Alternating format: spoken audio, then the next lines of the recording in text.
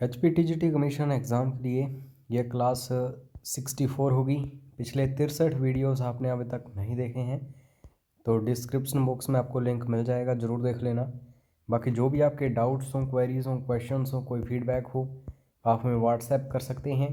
Paid crash course अभी तक join नहीं किया है तो कर लेना, समय काफ़ी कम बच रहा है आपके पास डे बाय डे। पहला क्वेश्चन है, भारतीय संविधान में 9वीं सूची किसके द्वारा जोड़ी गई थी? तो संशोधन आपको पता होना चाहिए। काफ़ी इम्पोर्टेंट क्वेश्चन है ये। इम्पोर्टेंट क्यों है? क्योंकि प्रथम संशोधन द्वारा ही भारतीय संविधान में 9वीं अनुसूची जो है उसको जोड़ा गया था।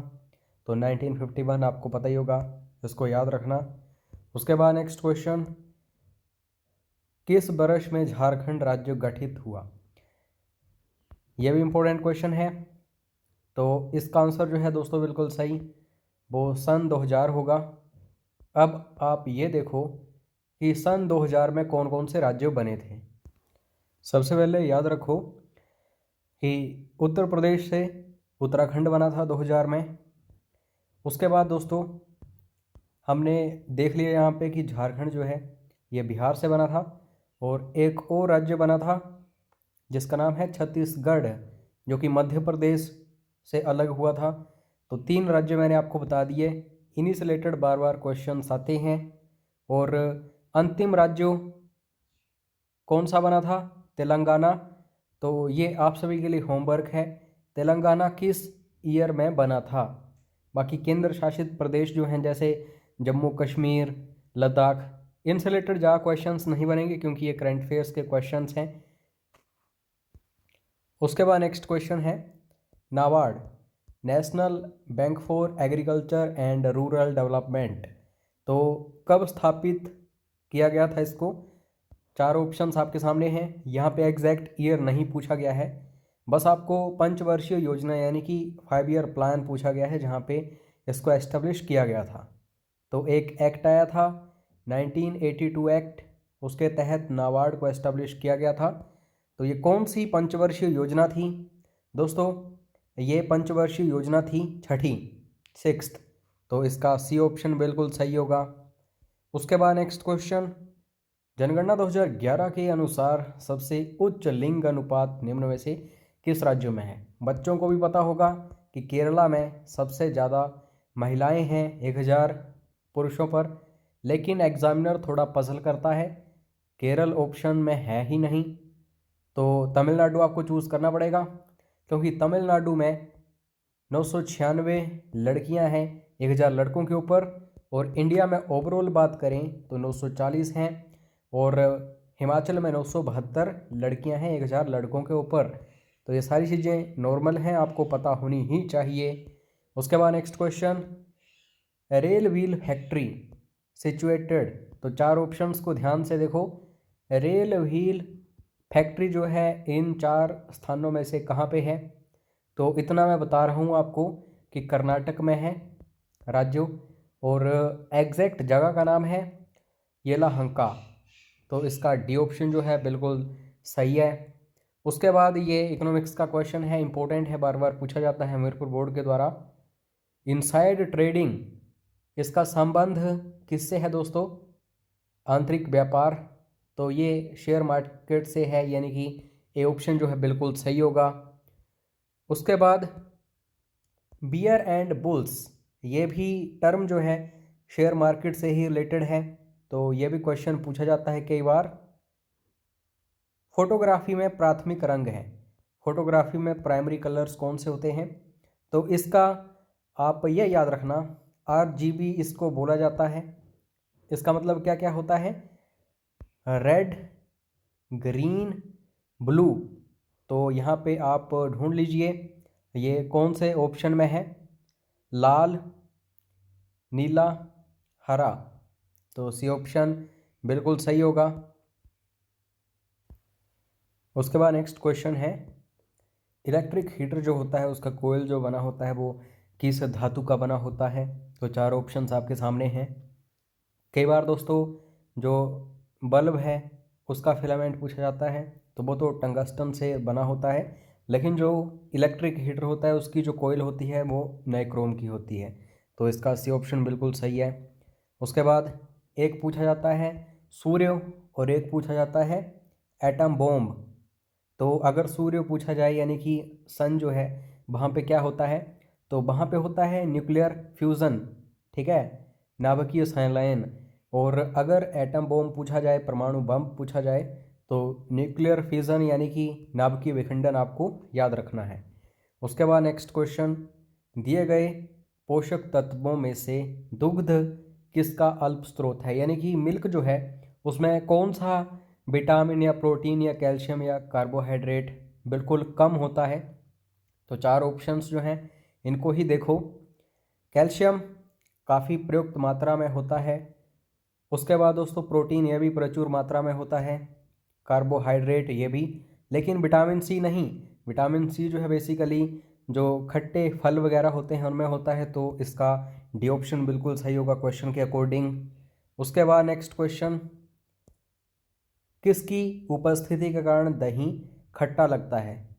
बेसिकली जो दही है दूध से ही बनता है, लेकिन वो खट्टा होता है क्यों, उसमें कौन सा एसिड होता है दोस्तों, तो ये एसिड होता है लैक्टिक एसिड, तो आपको ये पता होना चाहिए। उसके बाद next question, plaster of Paris is made from, यानी कि प्लास्टर ऑफ पेरिस जो है मूर्तियाँ बनाने में इसका काम होता है, भवनों में इसका काम होता है। किसी को चोट लग जाए तो उसको प्लास्टर जब चढ़ाया जाता है तो वो भी इसी का होता है, प्लास्टर ऑफ पेरिस का। तो दोस्तों इन चार ऑप्शंस में से ये जो प्लास्टर ऑफ पेरिस है ये बना होता है जिप्सम का, तो इसका डी ऑप्शन बिल्कुल सही है। उसके बाद नेक्स्ट क्वेश्चन है दोस्तों, जन धन योजना आपने सुना ही होगा इसके बारे में, 2014 में लॉन्च हुई थी। तो इसकी जो कैच लाइन है यानी कि टैग लाइन वो क्या थी, तो हर जगह आपको यही लाइन दिख रही थी उस समय जब जन धन योजना जो है मोदी सरकार के द्वारा शुरू की गई थी। तो बिल्कुल सही आंसर है मेरा खाता भाग्यो विधाता, सी ऑप्शन बिल्कुल सही है। एक बार फिर से बता रहा हूँ, मेरा खाता भाग्यो विधाता। उसके बाद नेक्स्ट क्वेश्चन है, सुप्रसिद्ध मुगल कालीन संगीतज्ञ तानसेन, नाम तो आपने सुना ही होगा इनके बारे में, तो ये किसके शिष्य थे, ये क्वेश्चन बनता है बार बार और इम्पोर्टेंट है। तो दोस्तों ये स्वामी हरिदास के शिष्य रहे हैं तानसेन, तो इसका ये ऑप्शन बिल्कुल सही है। क्या आप कमेंट करके बता सकते हैं कि किस शासक के शासनकाल में तानसेन जो हैं ये प्रसिद्ध थे। उसके बाद next question, Swaraj is my birth right and I shall have it, Swaraj मेरा जन्म सिद्ध अधिकार है और मैं इसे लेकर रहूँगा। ये कोर्ट में लाइन बोली थी दोस्तों, किसके द्वारा ये लाइन बोली गई थी, तो चार ऑप्शंस आपके सामने हैं। तो जिन्हें भारत में अशांति का पिता या जनक बोला जाता है, बाल गंगाधर तिलक, मराठा केसरी, ये इन्होंने अखबार शुरू किए थे। होम रूल लीग जो है इसकी स्थापना भी की थी इन्होंने 1916 के आसपास। तो आपको याद रखना है बाल गंगाधर तिलक ने ही इस लाइन को बोला था। उसके बाद नेक्स्ट क्वेश्चन, अष्टांगिक मार्ग की अवधारणा जो है किसकी थीम को बनाती है, the concept of eightfold path forms the theme of, तो किसका थीम बनाते हैं ये एट फोल्ड पाथ, बिल्कुल सही आंसर है, बौद्ध धर्म से संबंधित है ये, धर्मा चक्रा प्रत्नम सुत्ता, तो डी ऑप्शन। उसके बाद क्लोरोफ्लोरोकार्बन्स, आपको पता ही है कि ये लगातार डिप्लीट कर रहे थे किस चीज़ को दोस्तों, ओजोन लेयर, तो इसका ए ऑप्शन बिल्कुल सही है। लॉकडाउन जैसे ही शुरू हुआ था तो ओजोन लेयर जो है दोस्तों जो काफ़ी कमज़ोर हो चुकी थी उसने काफ़ी रिकवरी भी की थी, तो न्यूज़ में आपने सुना ही होगा उस समय। उसके बाद नेक्स्ट क्वेश्चन, सेफ्रॉन हिंदी में इसको केसर बोला जाता है और जीआई टैग मिला है हाल ही में जम्मू कश्मीर के केसर को, तो ये भी याद रखना, और जम्मू कश्मीर में ही केसर जो है इसकी खेती होती है। तो saffron for commercial use is obtained from, व्यापारिक उपयोग के लिए केसर प्राप्त किया जाता है, तो ये कहाँ से, पुष्पों से, फूलों से, तो डी इज़ राइट आंसर। उसके बाद तीन नदियाँ आपके सामने हैं, पहली है गोदावरी, तो दक्षिणी गंगा इसे बोला जाता है। क्योंकि दक्षिण भारत की सबसे लंबी नदी है। कहाँ से निकलती है? नासिक से निकलती है दोस्तों ये। और अगर मैं इसकी बात करूँ कहाँ जाके गिरती है, तो ये भी बंगाल की खाड़ी में ही गिरती है। और बंगाल की खाड़ी में जो नदियाँ गिरती हैं वो बेसिकली डेल्टा का निर्माण करती हैं। उसके बाद दोस्तों नर्मदा, नर्मदा की बात करूं तो अमरकंटक की पहाड़ियों से ये निकलती है। और ये दोस्तों बेसिकली दूसरी तरफ जाके गिरती है गुजरात की तरफ, यानी कि लाल या फिर अरब सागर जो है वहाँ पे। और ताप्ती नदी ये भी अरब सागर में ही जाके गिरती है। ठीक है, तो ये दोनों नदियाँ क्या करती हैं? रिफ्ट वैलीज का निर्माण करती हैं। रिफ्ट वैली क्या होती है? ये है 3 प्लेटें। ठीक है, कुछ टेक्टोनिक मूवमेंट्स हुई और ये दोनों प्लेटें ऐसे ही एज इट इज़ रह गई और ये वाली प्लेट नीचे गिर गई। तो यहाँ से होके जो नदी आएगी तो वो रिफ्ट घाटी फिर बन जाती है। तो नर्मदा और ताप्ती जो हैं दोनों भ्रंश या फिर विभ्रंश घाटियों का निर्माण करती हैं, लेकिन गोदावरी नहीं।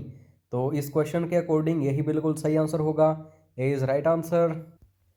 उसके बाद नेक्स्ट क्वेश्चन है, नीलगिरी पर्वतमाला का सर्वोच्च शिखर कहलाता है। तो आप सभी को पता ही होगा, जो साउथ इंडिया है, सह्याद्री जो है वेस्टर्न घाट्स, तो उसकी जो सबसे ऊंची चोटी है अनाईमुड़ी है। लेकिन जो नीलगिरी हिल्स हैं जो वेस्टर्न घाट्स और ईस्टर्न घाट्स को कनेक्ट करता है, तो उसकी जो सबसे ऊंची चोटी है वो कौन सी है दोस्तों? डोडा बेटा। तो इसका ए ऑप्शन बिल्कुल सही है। Largest producer of ginger in India is, यानी कि भारत में अदरक का सर्वाधिक उत्पादक है तो कौन सा राज्य है? तो यह है दोस्तों केरल। और अगर हिमाचल प्रदेश में बात करूं तो सिरमौर, आपको पता ही होगा, इसको याद रखो, यहाँ से भी क्वेश्चंस आते हैं। और ये मोस्ट इंपॉर्टेंट क्वेश्चन है, बार बार पूछा जाता है। मानव कान की श्रव्य परास है, यानी कि Audible range for human ear is, आदमी कितनी आवाज़ तक सुन सकते हैं? तो 20 हर्ट्ज से लेकर के 20,000 हर्ट्ज। अगर इससे कम हो तो वो भी हमें सुनाई नहीं देता। अगर 20,000 हर्ट्ज से ज़्यादा हो, जैसे जो चमगादड़ वगैरह अपनी ध्वनि का यूज़ करती है, वो भी हम नहीं सुन सकते। तो इसका सी ऑप्शन बिल्कुल सही होगा। उसके बाद नेक्स्ट क्वेश्चन, निम्न में से क्या विद्युत का सर्वोत्तम चालक है? इन 4 ऑप्शंस को ध्यान से देखो, हमें बेस्ट कंडक्टर यहाँ पे फाइंड आउट करना है जो इलेक्ट्रिसिटी का है। तो इलेक्ट्रिसिटी का बेस्ट कंडक्टर है दोस्तों सिल्वर। ठीक है, तो इसका डी ऑप्शन बिल्कुल सही होगा। अगर दोस्तों 2 स्टेट्स के बीच में डिस्प्यूट हो जाए, कोई भी विवाद हो जाए 2 राज्यों के मध्य में या फिर इससे ज़्यादा, तो सर्वोच्च न्यायालय के डैश के अधीन आते हैं ये। तो कौन सा क्षेत्राधिकार है ये? कौन सा ज्यूरिसडिक्शन है? तो ओरिजिनल ज्यूरिसडिक्शन, यानी कि मूल क्षेत्राधिकार, इसका बिल्कुल सही आंसर है। तो बी ऑप्शन याद रखो। उसके बाद नेक्स्ट क्वेश्चन, ये भी मोस्ट इंपॉर्टेंट है। आप सभी को पता है कि अंतरिम सरकार बनी थी, जैसे प्रधानमंत्री बनाए गए थे पंडित जवाहरलाल नेहरू। तो इसी से रिलेटेड और भी काफ़ी सारे क्वेश्चंस बनते हैं। जैसे 1946-47 के दरमियान निम्न में से कौन भारत की अंतरिम सरकार में वित्त मंत्री थे? तो वित्त मंत्री कौन थे? लियाकत अली खान। तो इसका सी ऑप्शन जो है बिल्कुल सही होगा, आपको इस तरीके से याद रखना है। ये लास्ट क्वेश्चन होगा आज की इस वीडियो का और आपको इसका कमेंट बॉक्स में आंसर देना है। तो अगले वीडियो में हम इसका आंसर भी डिस्कस करेंगे और जो भी स्टूडेंट्स सबसे पहले इस क्वेश्चन का आंसर करेंगे उनको फ्री स्टडी मटेरियल भी मिलेगा। तो कमेंट करके ज़रूर बताना। और अगर आप पेड क्रैश कोर्स ज्वाइन करना चाहते हो, daily PDFs, daily online mock test, test series, books PDFs, notes PDFs, previous year question papers, videos, phone call support, evaluation of performance, बाकी और भी सब कुछ, तो व्हाट्सएप ज़रूर करना, ये हमारा नंबर है। मिलते हैं नेक्स्ट वीडियो में। जय हिंद, जय हिमाचल।